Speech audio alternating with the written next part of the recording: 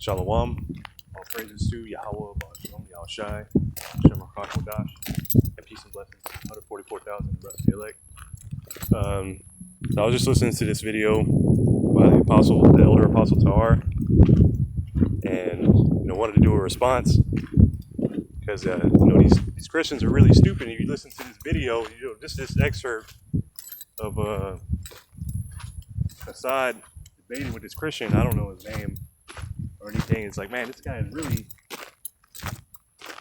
like, man, are you stupid or are you dumb?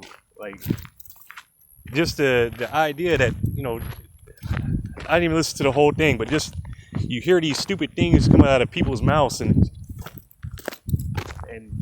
hey, YAHAWASHI is going to shut up all these different Christians eventually. He's going to shut up all these heathen mouths.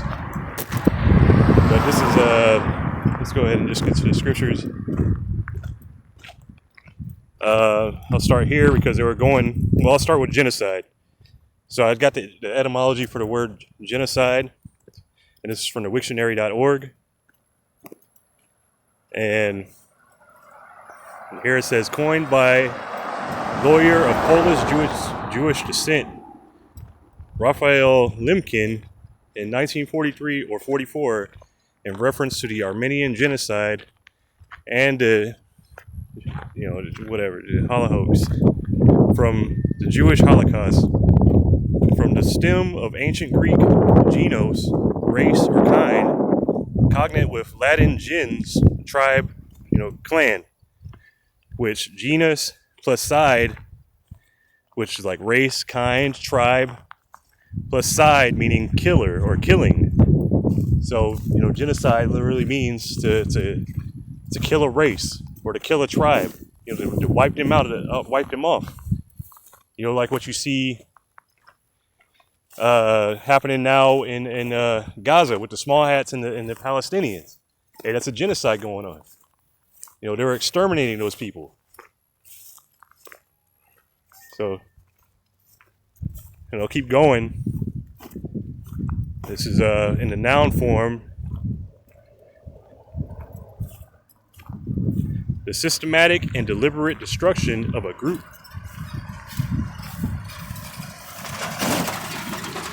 Of a group of people. The systematic and deliberate destruction of a group of people, typically by killing substantial numbers of them on the basis of their ethnicity, religion, or nationality. So,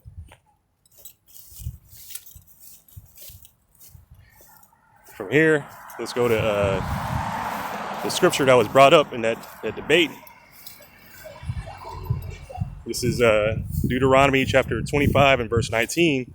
Therefore it shall be, when YAHAWAH, thy power, have given thee rest from all thine enemies round about in the land which YAHAWAH bahasham YAHAWASHI, thy power, giveth thee for an inheritance to possess it, thou shalt blot out the remembrance of Amalek from under heaven, thou shalt not forget it. So, what does the term mean to blot out? It means to blot out, hey, you're going to wipe them out. You're going to kill all of them. You're going to commit a genocide. Based off the etymology of the first one. So let's go here and to blot out their memory, meaning they're completely wiped out. And there's not going to be anybody to bring them up. This is H4229, Maha'ah, or Macha, says to wipe out, to blot out, obliterate, to blot out, exterminate, to be exterminated. So let's get this. I had this pulled up for exterminate in the Wiktionary also. It says exterminate from X and termino, I finish, close, or limit and end. So X meaning, I believe that means, let's see, out, away. So you could say out, away, finish out, finish thoroughly. So they're gonna be done away with, thoroughly killed, thoroughly exterminated, which is the same word again, but in other words, a genocide. You're going to blot out their memory from under heaven. Nobody's going to remember them. And this is Deuteronomy chapter 25 and 19. Again, I'm going to read through a couple of different, versions, or a couple of different translations, and then come back and read the, a little bit of the commentary. So this is Deuteronomy 25 and 19 in the NLT. Therefore, when YAHAWAH, bahasham YAHAWASHI, your power, has given you rest from all your enemies in the land he is giving you as a special possession, you must destroy the Amalekites and erase their memory from under heaven. Never forget this. So, they erased their memory. None of them left.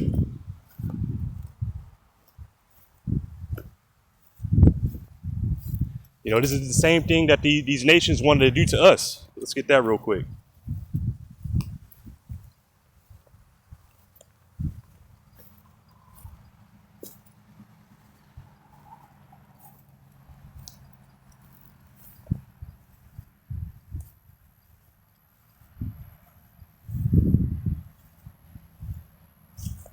This is Psalms 83 and verse 3. They have taken crafty counsel against thy people and consulted against thy hidden ones. They have said, come and let us cut them off from being a nation, that the name of Israel may be no more in remembrance.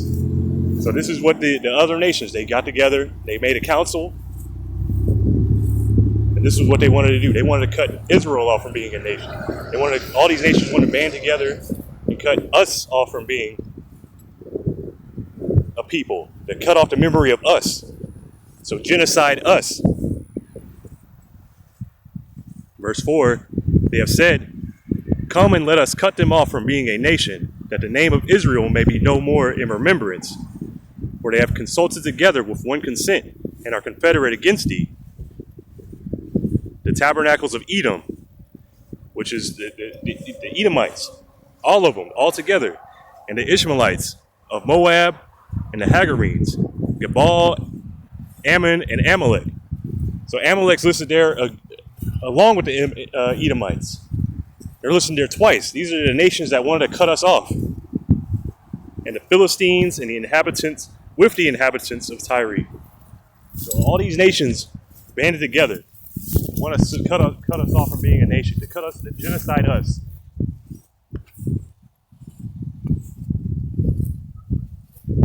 So from here again, Deuteronomy 25 and 19. I'm going to read this in the, I believe the Amplified. Therefore, when YAHAWAH bahasham YAHAWASHI, your power, has given you rest from all your surrounding enemies in the land which YAHAWAH bahasham YAHAWASHI, your power gives you as an inheritance to possess, you shall wipe out the memory of Amalek from under heaven. You must not forget. Okay, that's the same, pretty much the same what I just read in the MLT. But the point is there. Here we go. The Good News Translation. So then, when YAHAWAH bahasham YAHAWASHI, your power, has given you the land and made you safe from all your enemies who live around you, be sure to kill all the Amalekites, so that no one will remember them any longer. Do not forget. So, hey, what does that sound like? That's a genocide. That's hate. To get rid of all of them. But hey, you're doing a good thing, because these are the wicked. This is the border of wickedness, Malachi 1 and verse 4. Don't let no silly Christian try to convince you to love everybody, to love your enemies, to get close to a snake so you can get bit.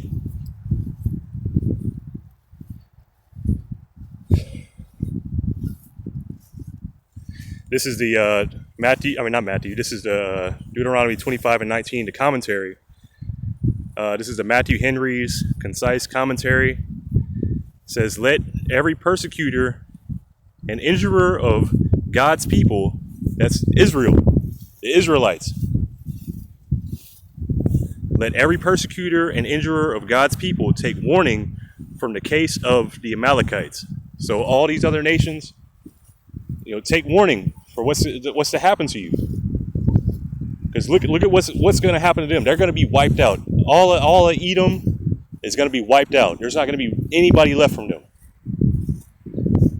So again, let every persecutor and injurer of God's people take warning from the case of the Amalekites. The longer it is before judgment comes, the more dreadful it will be at last. Hey, and these people, these small hats, these Edomites, and they really haven't had any kind of punishment for coming up against us, for all the atrocities they've done against us. But hey, it's coming. The judgment is coming. Matter of fact, I was saving this because I wanted to bring this out to camp. Let's see, Second Maccabees. Let me see. Second Maccabees chapter 6.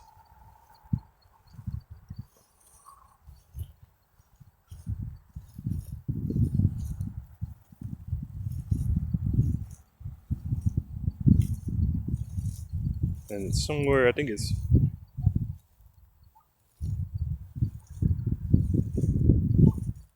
here.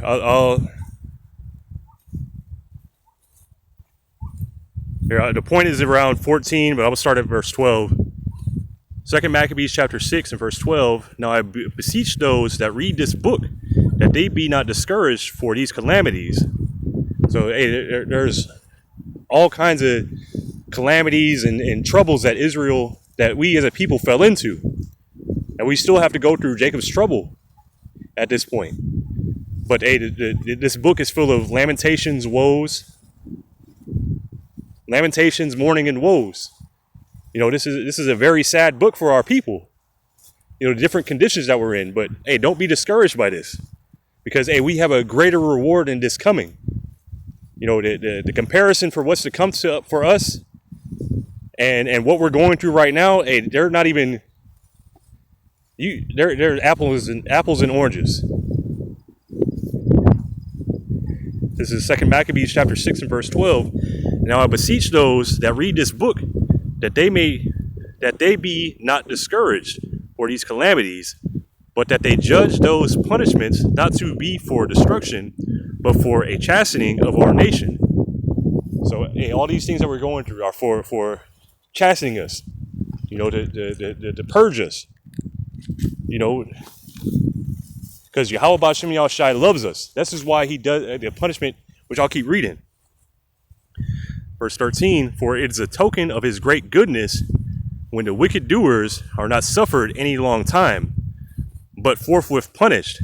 So hey, it's a good thing to be punished for iniquity right away, especially being that you're YAHAWASHI's people, because he's showing his love towards you, because he's not going to suffer you to keep being evil, to keep being wicked. He's going to get rid of it immediately. Because he's dealing with you like a son. You know, you want to discipline your son, your children right away, so that wickedness doesn't stick on them. You know, you want to discipline them so they grow upright.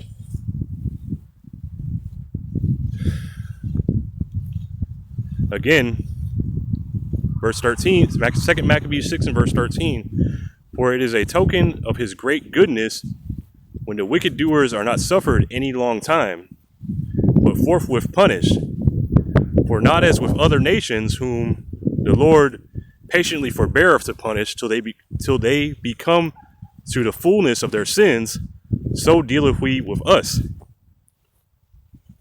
So YAHAWASHI punishes his people immediately. Which is why you see the curse is on us so heavy. Whereas other nations take Sodom and Gomorrah, or the nations the nations in Canaan when we took over. Hey, their wickedness had to be had to come to a fullness. Verse 14, for not as with other nations whom the Lord patiently forbeareth to punish till they come to the fullness of their sins, so dealeth he with us, lest that being come to the height of sin, afterwards he should take vengeance of us. So hey, they have a limit, and then punishment will come. And therefore, he never withdraweth his mercy from us, and though he punish with adversity, yet doth he never forsake his people. So, hey, Yahawah bahasham Yahawashi is never going to forsake Israel, even to the point of 2/3 being cut off. Hey, they're going to come back in the kingdom. They're going to be made perfect too. They're gonna have the laws within them. But let me get this real quick because that was on my mind. If I can remember it.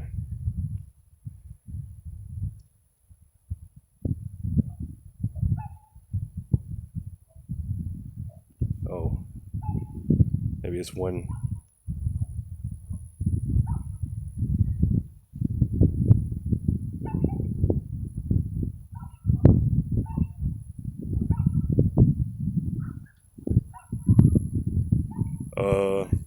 No.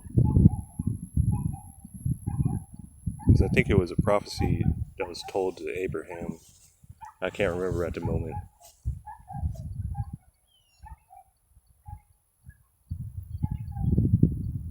Oh, no. Hold on a second. I gotta find this real quick. I'll be right back. Okay, Khan. This is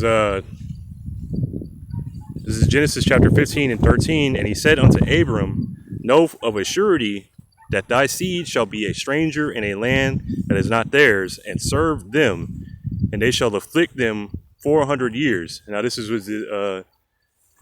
when we're in captivity in Egypt.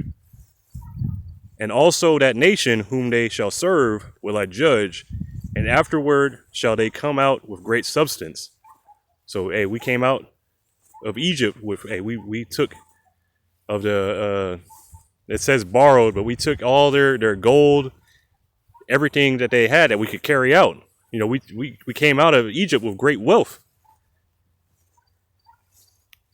And thou shalt go to thy fathers in peace, thou shalt be buried in a good age. But in the 4th generation they shall come hither again. And this is the point, for the iniquity of the Amorites is not yet full. So that's the point, that the iniquity for these other nations has to be filled up to a point. And Esau, Edom, his iniquity, hey, it's reaching up to the heavens. You know, because he's never fully been punished for all the wickedness that he's done. And his iniquity is going up so high that, hey, he's going to be completely wiped out. So back to this, because this is Matthew Henry's concise commentary on Deuteronomy 25, verse 17 and through 19. Let every persecutor and injurer of God's people take warning from the case of the Amalekites. The longer it is before judgment comes, the more dreadful it will be at last. So this is going to be a terrible, dreadful judgment for these Amalekites and for Edom.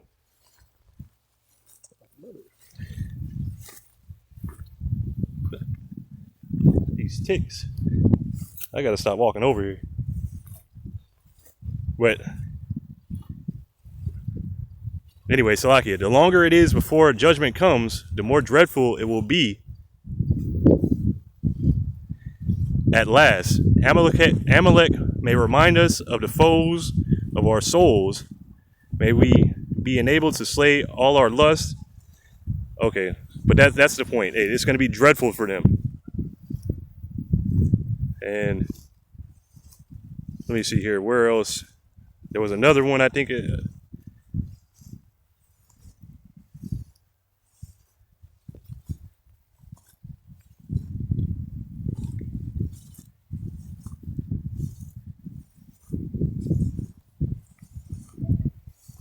But hey, that's it for that, because I don't remember what else I wanted to read out of there. But this is Obadiah chapter 1 and 18, and I'll read this in the KJV first. And it says, "In the house of Jacob shall be a fire, and the house of Joseph a flame, and the house of Esau for stubble." So, hey, if you know anything about stubble, or you know the little, hey, that stuff burns up real easy. So, hey, Esau is going to be burnt up, which, hey, Jacob representing I believe the southern kingdom, and Joseph representing the northern kingdom. Basically, hey, the 12 tribes all together. And I'm going to jump down to the Amplified. Then the house of Jacob shall be a fire, and the house of Joseph a flame in executing God's wrath. But the house of Esau will be like stubble. They, Jacob, shall set them on fire and consume them, the Edomites, so that there shall be no survivor of the house of Esau. So no survivors. What does that sound like? That sounds like genocide. But don't let a Christian tell you, because hey, from based off this few minute video that I watched, and they can't answer any questions.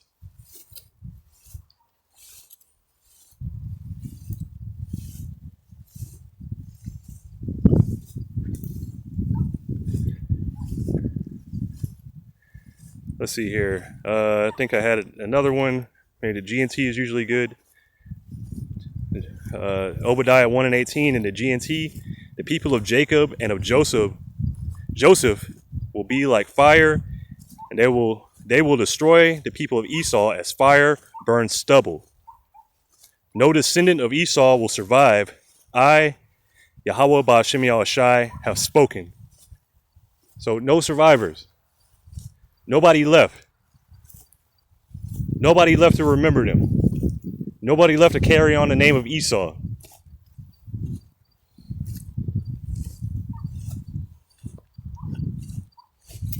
So here, yeah,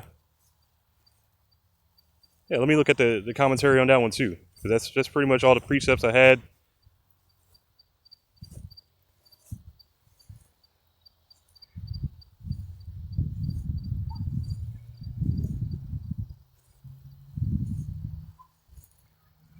Here, the pulpit commentary, the last clause of the preceding verse is here expanded and more fully explained. The house of Jacob, the house of Joseph, the kingdoms of Judah and Israel, the 2 and the 10 tribes united once more. In Psalm 77, 77:15, the whole people are called the sons of Jacob and Joseph. So elsewhere, the reunion of the tribes mentioned in Hosea 1 and 11. Oh, let's go to that real quick. Let's see what that.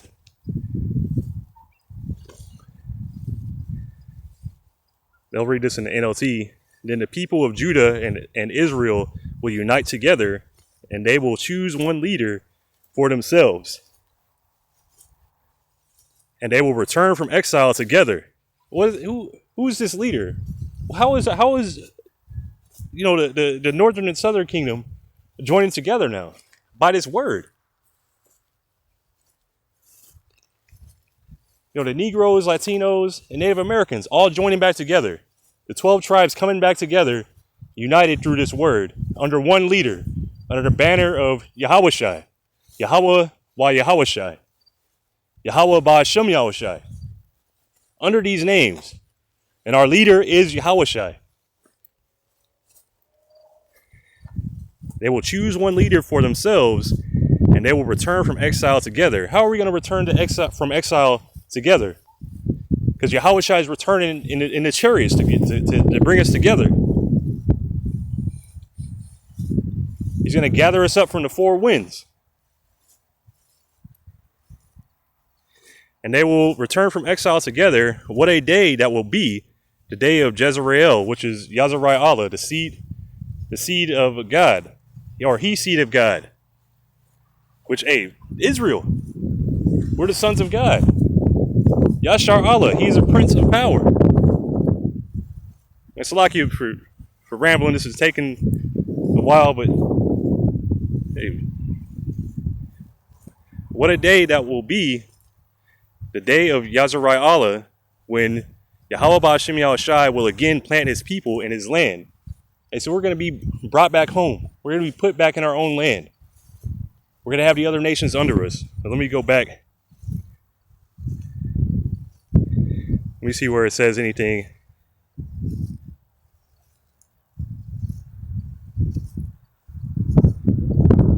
No, it's not. It's talking about John Hyrcanus. Let's see. Parallel commentaries. Because the Amalekites are still here. It's talking about getting rid of them as a people, not converting them. Let's see.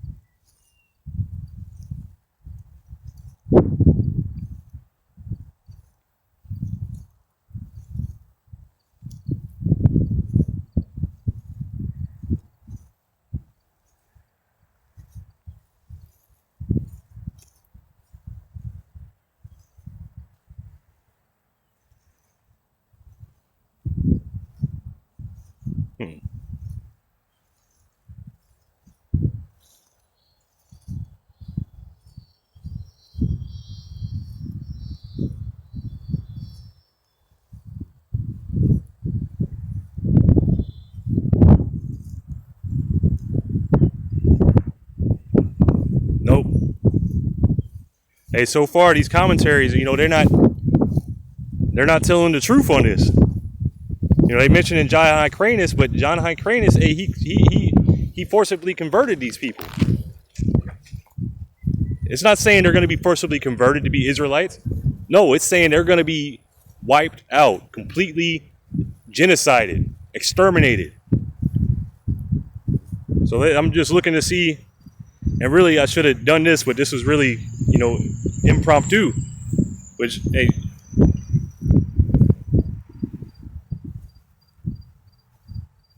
again, there's all this.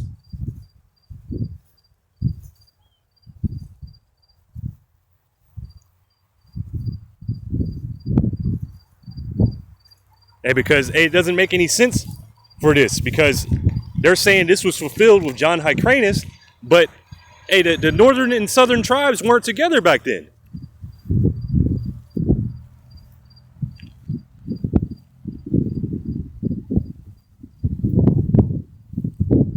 And a lot of these commentaries, some of them are good, but a lot of them are just word salad most of the time. Just a bunch of jumble. But hey, anyway, Salakia, that commentary didn't really go anywhere. But again, hey, Esau is going to be genocided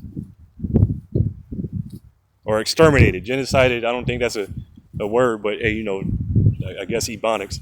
But hey, Lord willing, this was edifying. I'm going to give all praises to YAHAWAH, bahasham, YAHAWASHI, bahasham Rachak, and peace and blessings to the 144,000 and Kwam Yasharallah.